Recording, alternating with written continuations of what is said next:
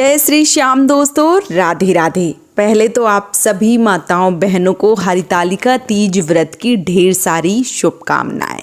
अब मैं आप सबको बता दूं कि हरितालिका तीज का व्रत कब आपको रखना चाहिए, इसके साथ ही साथ कब पारण करना चाहिए।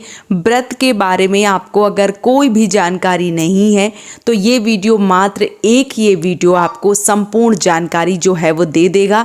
इसके अलावा आपको कोई भी वीडियो देखने की आवश्यकता नहीं पड़ेगी। तो चलिए वीडियो को शुरू करते हैं और जान लेते हैं हरितालिका तीज व्रत के बारे में समस्त महत्वपूर्ण जानकारी। देखिए, हरितालिका तीज का जो व्रत है वो माता पार्वती ने किया था और माता पार्वती ने निर्जल होके जो एक तरीके से बेलपत्र हैं वो चढ़ा के बालू के रेत के शिवलिंग बना के रात भर जागरण करके बहुत ही कठिन तपस्या करके ये जो व्रत है वो पूरा किया था।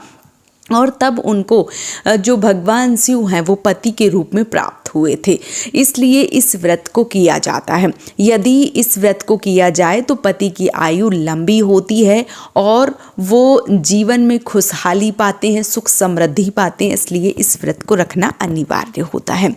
जो भी बहनें शादीशुदा हैं वो लोग भी व्रत करती हैं और जो कुंवारी कन्याएं हैं वो भी हरितालिका तीज का व्रत करती हैं अच्छे सुहाग यानी कि अच्छे वर की प्राप्ति के लिए। तो दोनों लोग इस व्रत को करती हैं। जो व्रत होता है वो बहुत ज़्यादा कठिन होता है क्योंकि हरितालिका तीज व्रत में ना तो भोजन किया जाता है, ना पानी ग्रहण किया जाता है, ना किसी को पिलाया जाता है, ना सोया जाता है, कुछ नहीं किया जाता है।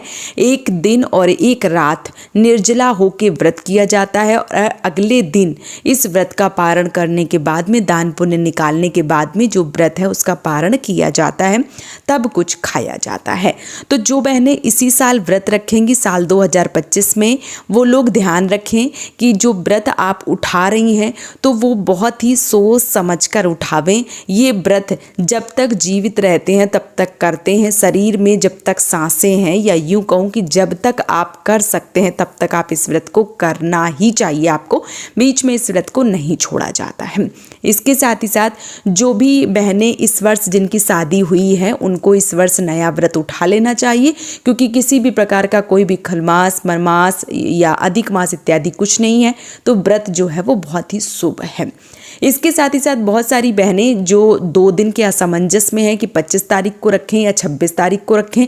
बहुत जगह 25 तारीख को इस व्रत को रखा जा रहा है क्योंकि जो 26 तारीख है उस दिन 1:30 बजे के बाद चतुर्थी तिथि लग रही है। तो कुछ लोगों को मानना है कि जो चतुर्थी तिथि है वो भगवान गणेश जी के लिए होती है, तो जो तीजा है वो 25 तारीख को है। तो मैं यहाँ पे बोलूँगी कि जो तीजा व्रत है यानी कि जो हरितालिका तीज व्रत की शुरुआत है, जो तीज तृतीया तिथि है, वो 25 तारीख को दोपहर को 12:35 से आरंभ हो रही है और 26 तारीख को 1:55 पर समाप्त हो रही है।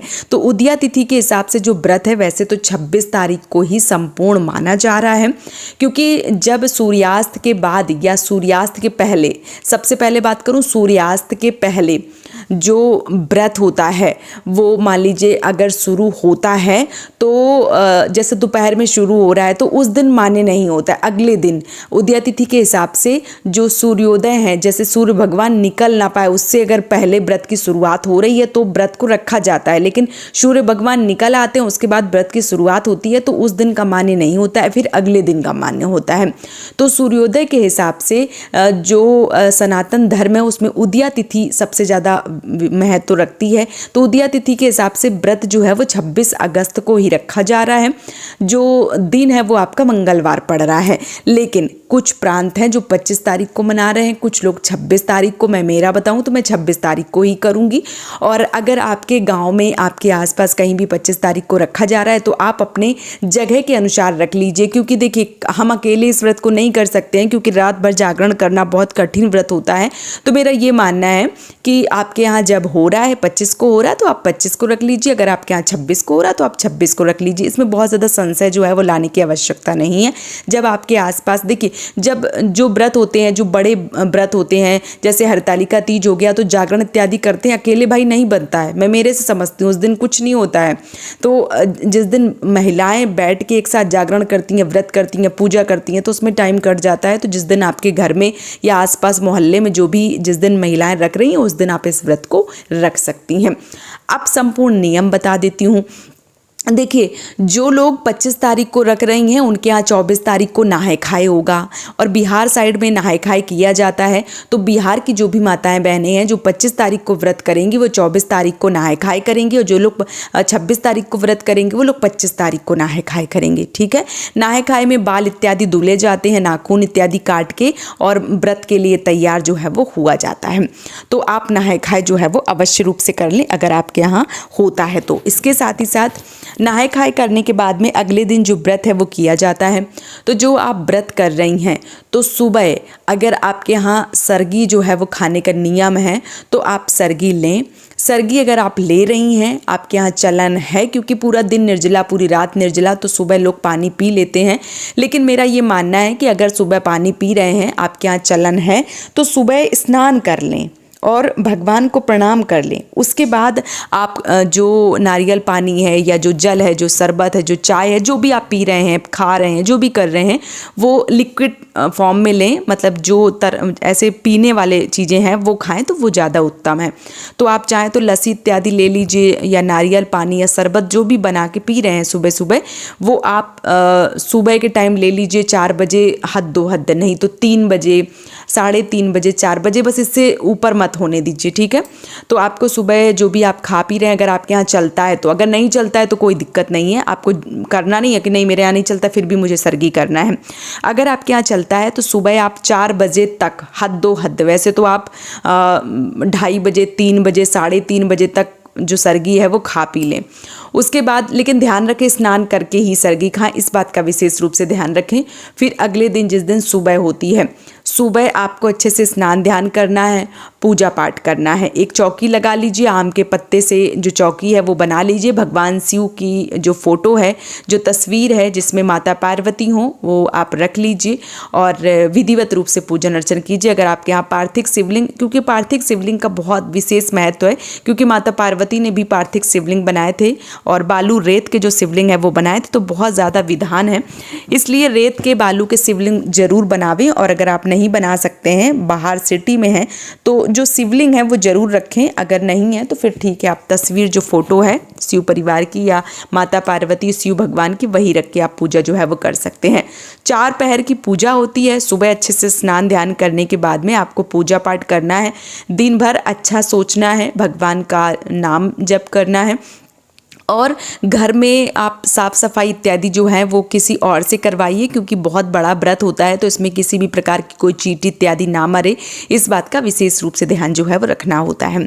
तो सुबह की अच्छे से पूजा पाठ करके आप अपना नाम जप कर सकते हैं, आराम कर सकते हैं। सोया नहीं जाता है, ना दिन में ना रात में, तो सोना नहीं है, आप बैठ सकती हैं आराम से। और AC इत्यादि की व्यवस्था है तो बहुत अच्छा है, क्योंकि गर्मी बहुत ज़्यादा हो रही है तो प्यास लग सकती है। तो ज़्यादा बात ना करें इस दिन, और बहुत ज़्यादा काम ना करें, क्योंकि एनर्जी वेस्ट होती है, फिर आपको भूख प्यास लगती है। ठीक है। इसके साथ ही साथ शाम के समय जो सबसे विशेष पूजा होती है वो शाम को प्रदोष काल में होती है। तो प्रदोष काल में आपको मंदिर जाकर पूजा पाठ करना चाहिए। आप घर पे भी विधि विधान से जो चौकी है वो लगा के व्रत पूजन करें, पाठ करें, और कथा जो है वो जरूर सुनें।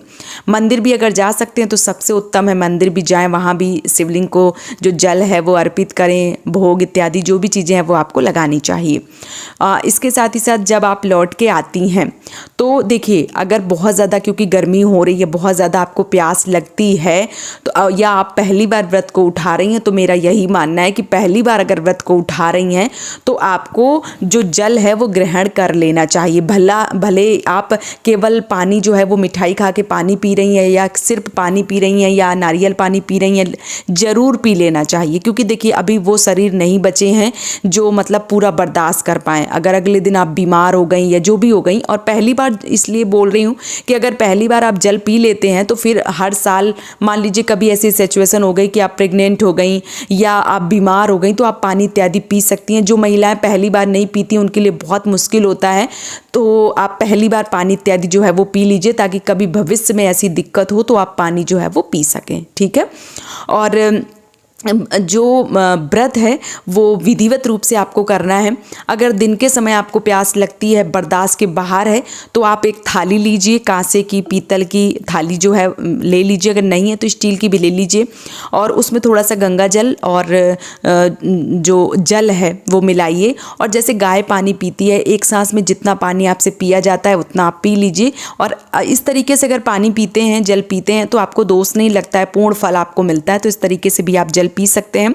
और शाम के समय जब प्रदोष काल में पूजा पाठ हो जाती है उस समय आपको जल जो है वो जरूर पी लेना चाहिए, यदि आप पहली बार कर रही हैं तो। और यदि आप शुरू से करती चली आ रही हैं तो अगले दिन जब मान लीजिए आपने उस दिन व्रत रख लिया, पूरा दिन हो गई, रात्रि में आपको 4 पैर की पूजा करनी होती है, तो शाम को एक प्रदोष काल में की जाती है, उसके बाद की जाती है, फिर रात्रि के 12 बजे, फिर सुबह वही 3-4 बजे जो मुहूर्त होंगे वो मैं डालूंगी वीडियो, आप सब देख लेना। तो 4 पैर की पूजा की जाती है।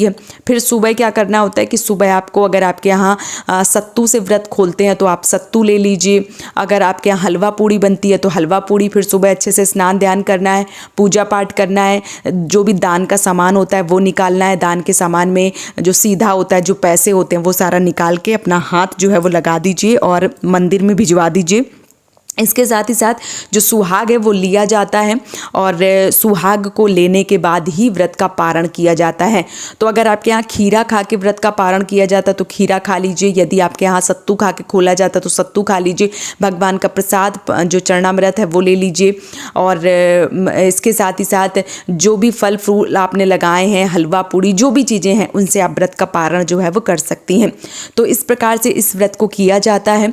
और जो भी पहली बार व्रत रखेंगी, कोशिश करिए कि शादी का जोड़ा, शादी का लहंगा पहने, और नहीं है तो मायके की कोई साड़ी है तो वो पहन सकती हैं। आपकी चढ़ाई की कोई साड़ी है या नई साड़ी है, जो भी है वो आप पहन सकती हैं। उसके लिए मैंने अलग वीडियो डाला है, आप देख सकती हैं। और पूरी विधि विधान से पूजन करें। अगर मायके से सामान आ गया तो अति उत्तम है, अगर नहीं आया तो बहुत ज़्यादा परेशान मत होइए। जो भी सामान आप खरीदना चाहते हैं अपने पति के पैसों से, स्वयं के पैसों से, ससुराल के पैसों से खरीद के पूरी विधि विधान से पूजन अर्चन जो है वो कर लीजिए। तो इस वीडियो में मैंने संपूर्ण जानकारी आप सबको दे दी कि किस प्रकार से व्रत करना है, पूजन करना है या पारण करना है, दान पुण्य करना है, सब कुछ मैंने बता दिया है। वीडियो पसंद आया है तो आप हमें सपोर्ट जरूर करें, इस चैनल को सब्सक्राइब करके और वीडियो को लाइक करके। आज का ये वीडियो मैं यहीं पे समाप्त कर रही हूँ। बहुत जल्दी मिलूंगी एक और नए वीडियो के साथ में, तब तक के लिए जय श्री श्याम दोस्तों, राधे राधे।